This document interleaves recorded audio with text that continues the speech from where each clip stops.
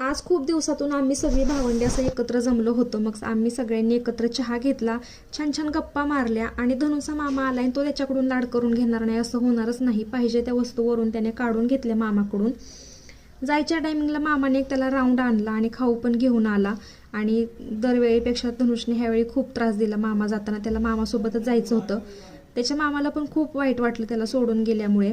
मग संध्याकाळी मी तूप काढायला घेतलं. मस्त लोण्याचा गोळा काढला आणि तो व्यवस्थित धुवून घेतला आणि तूप काढण्यासाठी ठेवलं. आणि मला पण खूपच कंटाळा आलता म्हणून मी पण माझ्यासाठी परत चहा केला आणि चहा घेतला. आज रात्रीच्या जेवणामध्ये बनवायची होती सुकट. मग कांदा व्यवस्थित भाजून घेतला, त्याच्यामध्ये सुकट टाकली आणि सुकट पण छान भाजून घेतली. थोडीशी सुकट भाजून झाल्याच्या नंतर त्याच्यामध्ये टाकलं तेल जरा जास्तच टाकायचं. घरचा कांदा लसूण मसाला टाकला, मटण मसाला टाकला आणि ते व्यवस्थित मिक्स करून घेतलं. आणि मग कोथिंबीर टाकली.